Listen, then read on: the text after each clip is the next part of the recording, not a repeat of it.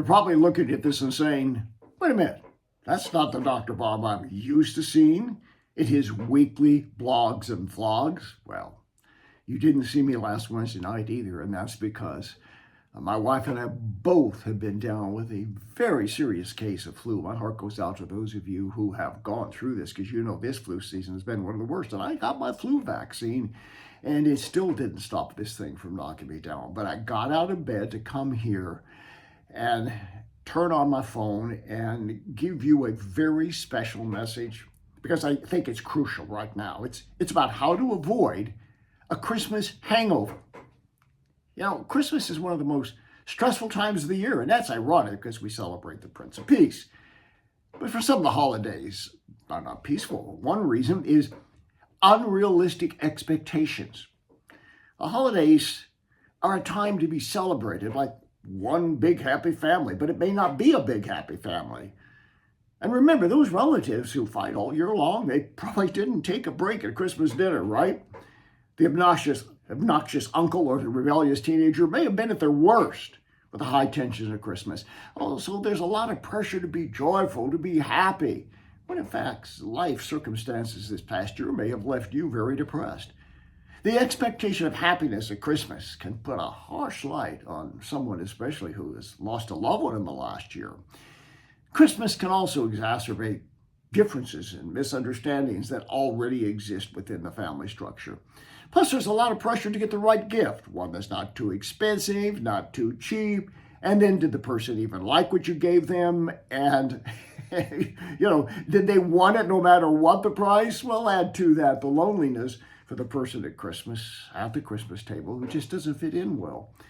The older person whose friends have died, and the teenager who wasn't around his or her peers. And then there's the devil. He's very active this time of year.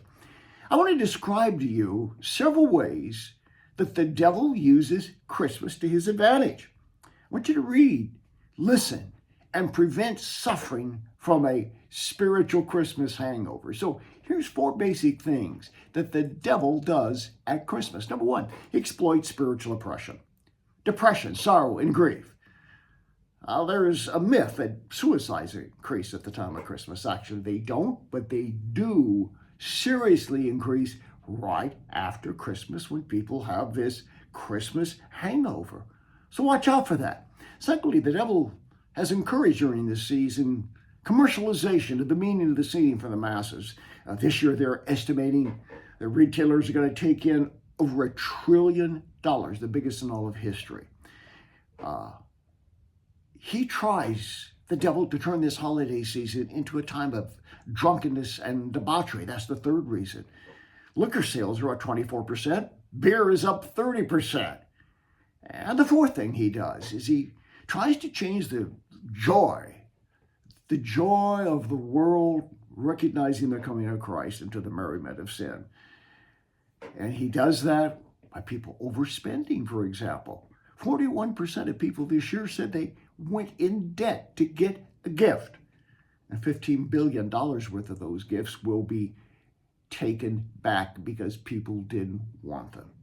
What a job the devil has done to make Christmas into something that it isn't. Well, okay, those are the things you need to look out for. But Christmas is over. Now, let's prepare for that hangover, that holiday letdown.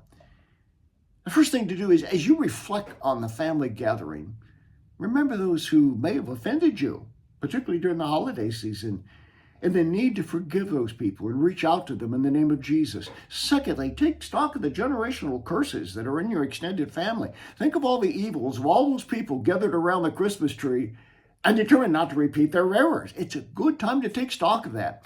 Third, don't let yourself be spiritually hung over by the thoughtless comments of dysfunctional family members. And finally, number 4, consider any soul ties that you have with family members that may still be spiritually hindering you, even though you only see each other once a year.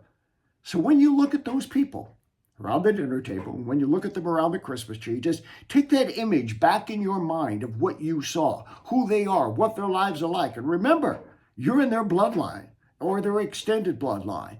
And you may need to stop right now and pray to break the curse of a spiritual hangover. Well, there you have it. I'm glad that I was at least able to come to you today.